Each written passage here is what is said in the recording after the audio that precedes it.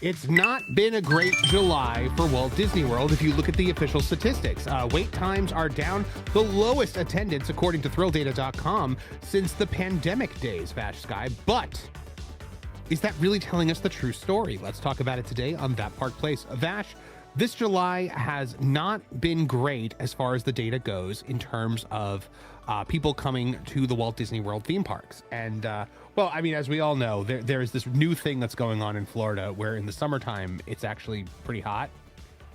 It just started recently, right, Bob? It was measuring attendance at Disney World on July 4th, which didn't really factor in temperature, which is about 100 degrees and 99% humidity on that day. Idiot. But anyway, if we look at ThrillData.com, we are seeing right here, this is July 2026, a wait factor of 1 with a average wait time of 25 minutes. And this measures like the attraction wait time. Now that is the lowest that we have seen, VashSky, since here, 10/1/2021, which was a wait factor of 2 and a wait time of 29 minutes. And this was, you remember what's going on around this time. This is when everything started shutting down again. Right. We had some masks reimposed, a lot of cancellations for vacations, as Tom Bricker beautifully pointed out back then. So, you know, it's about here from 8/1 was 25 minutes, wait factor 1, wait time rank 84, same exact thing here, but we don't have that excuse anymore. No excuses at all. And if you look at the trend for the last 5 years, it has been down and down, which is very, very interesting. Not fantastic, obviously. No. So what can we extrapolate from this? Well, I mean, I think there are some macro things going on. Economy not doing all that fantastically, and yes, gas prices are coming down just a little bit, but and general inflation too, which is very, very good, but it's a little tricky, you know, in order to bust out those thousands, those Benjamins for your next Walt Disney World vacation. And when you really think about it, Marvin, you got to think. It's like, okay, well, we have an assortment of attractions coming, right? When it comes to Cars Land, Villains Land, you know, Encanto, Dinosaur being transformed into Indiana Jones, Monsters, Inc. Why would anybody necessarily go right now of all times to go to, you know, the Vacation Kingdom? Another valid point. It just doesn't make a lot of sense to me. But well, and also all the people that were avoiding Epic Universe in its first summer because they thought it would be overly packed are going to be going this year as well. But I would like to point something. So I was talking to Jay, Drunk 3PO, about this because Jay and I are both in the parks quite a lot. And we both kind of said to each other, it doesn't feel like it's not crowded. It doesn't feel empty here. There's still a lot of people here. Like you walk on Main Street and there's still a ton of people there. So what's going on? Why is the data telling? So the Thrill data measures one very important, one very important thing here. It measures wait times for rides. Vash, I would like to float a concept by you. Please. What if the culture of Walt Disney World has changed? What if now locals are flooding the parks?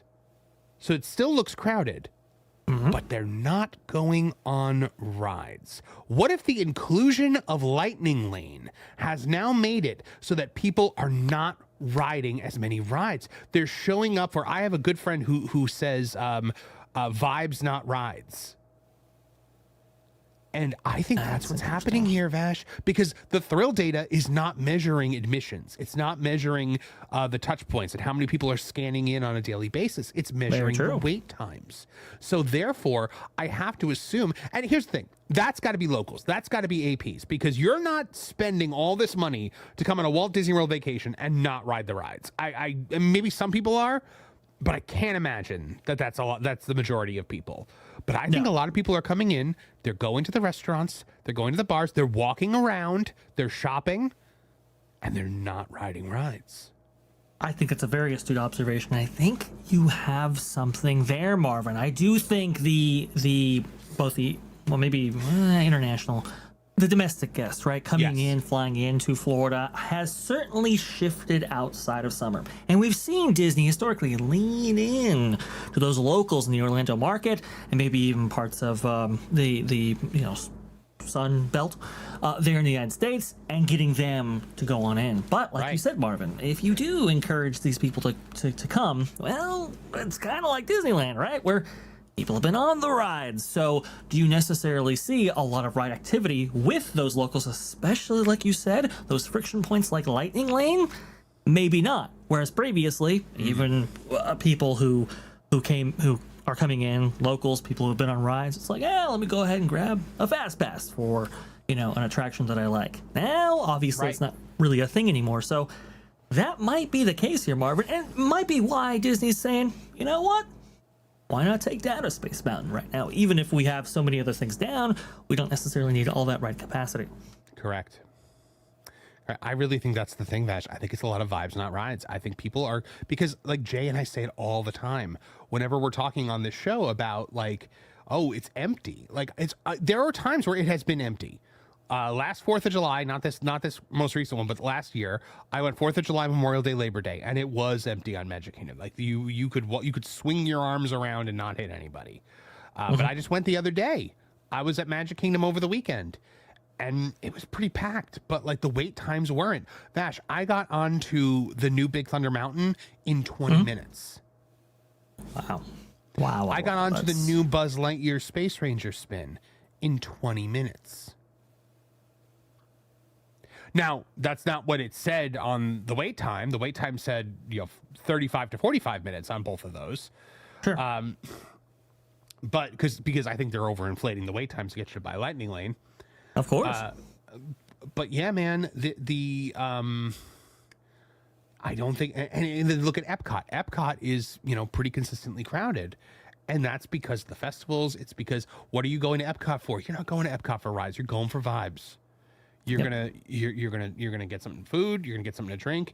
You're gonna go and look at the manatees at the Seas with Nemo and Friends, and you're gonna do shows. You're gonna go to Animal Kingdom, and maybe you wait for the safari, but you also are gonna do the walking trail, right? You're gonna go into the Finding Nemo theater because it's air conditioned. You're gonna watch Finding Nemo the musical. You're gonna go watch Tough to Be a Bug, not Tough to Be a Bug, Zootopia Better Zoogether, because again, now there's like no line for that. Right. But like people just aren't. They're like, the locals, I think, are just like, well, I could go on. I think it's really starting to shift. Like, obviously, there's still a huge international crowd, vacation crowd, but I think locals are starting to become more of a force. Not quite the way they are at Disneyland, but I think it's starting to pick up.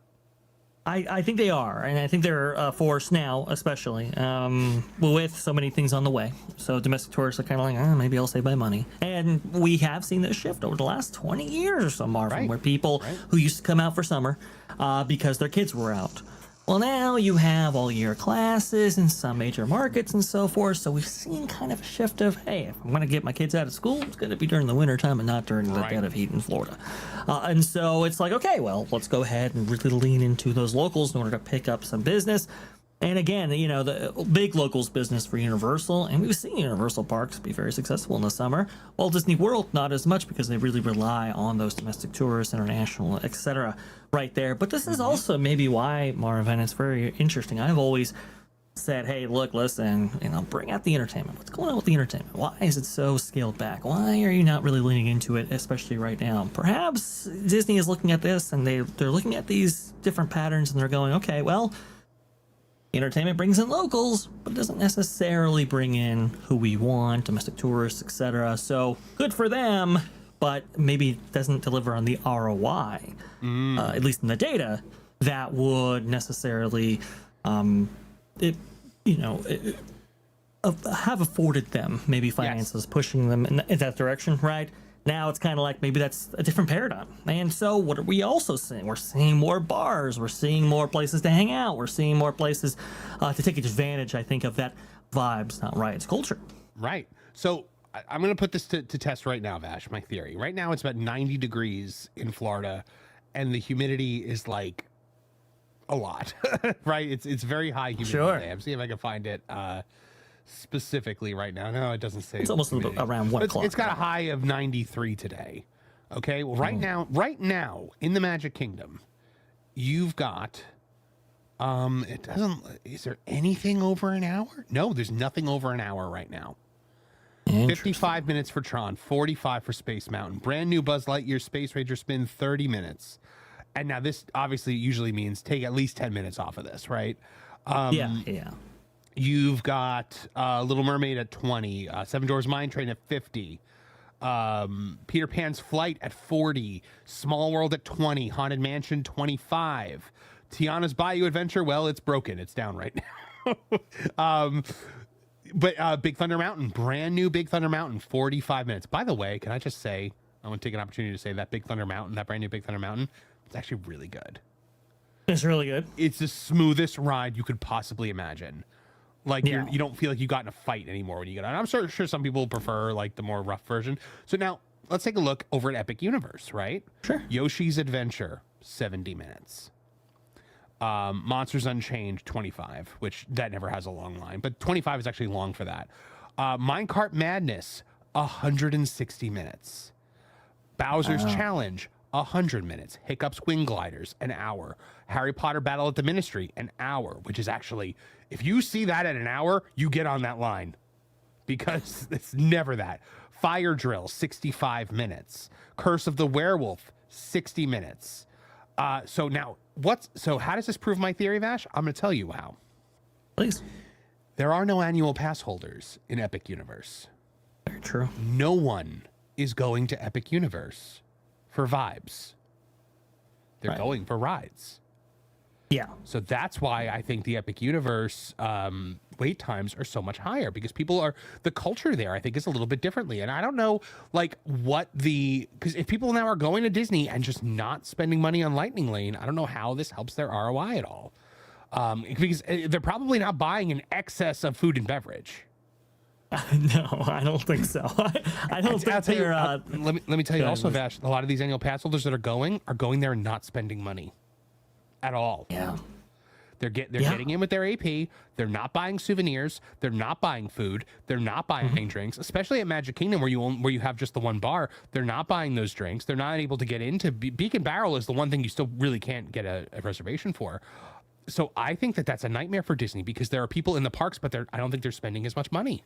That's just my guess, just based on like what I've seen of that culture. But absolutely, I think you're exactly right. I mean, when it comes to domestic tours, remember, somebody flying in, they obviously got to get transportation to the resort, but they're usually staying on property. They're usually staying multiple days. They're usually eating at the fine dining restaurants and all of the taking advantage of all the amenities that the resorts have to offer. They're doing all of those things, which are usually, big spending opportunities for that guest, and certainly on Disney's behalf right there. But it's a different paradigm when you get into the annual pass holder game. And here's the thing, Marvin, even if they do, annual pass holders that is, actually engage in purchasing different accoutrements, they're doing it with a discount. So, just per guest spending, it's just a little bit different. Not a small discount either. It's usually at least 30%. Yeah, I mean, and that goes for food. Not maybe quite not that all high, food. but yeah, restaurants, you can sit down restaurants, but like quick service food. Now, Universal will give you the AP discount on like quick service food. But Disney does not, I don't believe. Disney just gives you table service restaurants and merchandise. All right. So you do have a bunch of factors when you're looking at overall guest spend and the monetary output of these parks, especially as it relates to locals versus domestic or international tourist market. I know Disneyland consistently makes money, but not nearly as much as Walt Disney World. Now, set the resorts aside, because that's like a big determining factor right there. But one of the reasons is because, well, it's a mainly locals park. Again, 75% of the annual attendance for the entire park of Disneyland comes from within 250 miles of that location. Versus Walt Disney World, you've got people going once in 5 years, once in 10 years, once in 20 years, maybe once in a lifetime. And when you do, Marvin, it's like, hey, no holds barred, spend all you want. Versus annual pass holders, they're a little bit more discerning, right? And so this is the vacation we've saved up for 8 years for, so we're going to go hog wild on it. Exactly. And so annual pass holders could spend a lot in a year, but not as much per day. And that's the timeline that Disney's most interested in. I agree. So yeah, guys, what do you think? Do you think that the reason why the wait times are down is because of this vibes not rides mentality.